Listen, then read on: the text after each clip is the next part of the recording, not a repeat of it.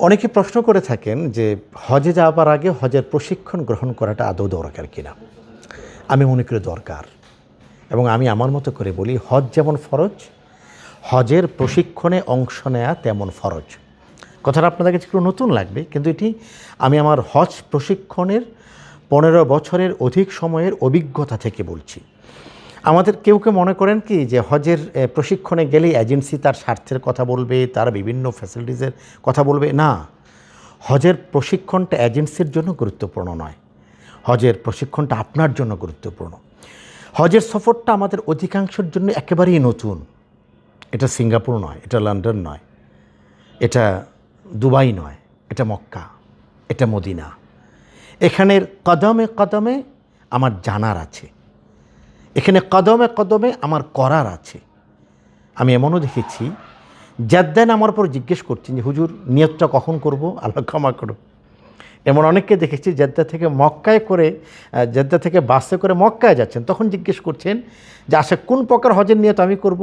এমনটা যেন না হয়, মনে রাখতে হবে হজের বিধান শুরু হবে আপনার ঘর থেকে। যদিও আপনার হজ মক্কাতে, আপনার ওমরা মক্কাতে, আপনার তাওয়াফ মক্কাতে, কিন্তু মনে রাখবেন আপনার বিধান শুরু হবে আপনার ঘর থেকে। ধরুন হজের প্রকারভেদ সম্পর্কে আমরা জানি না। হজ 3 প্রকার: হজ্জে আফরাদ, হজ্জে তামাত্তু, হজ্জে কেরান। প্রত্যেক প্রকার হজের নাম যেমন আলাদা, বিধান তেমন আলাদা। নাম যেমন আলাদা, পদ্ধতি তেমন আলাদা।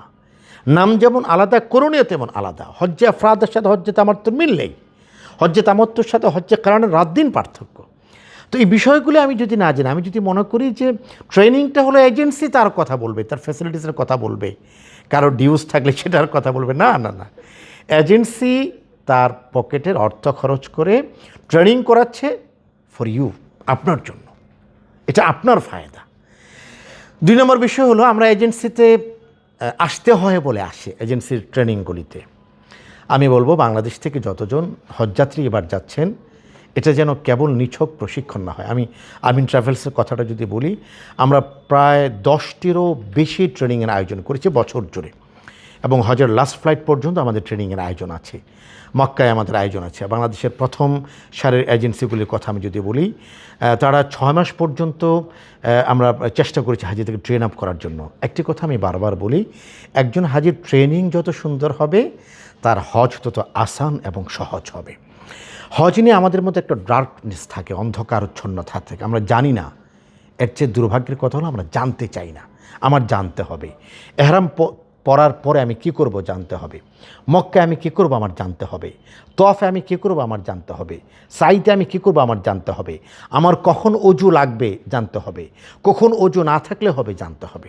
আমরা অনেকে মনে করি একটি বই পড়ে আমি স্কলার হয়ে যাব, এটা ভুল। আমি অনেকবার এই কথাটা বলেছি।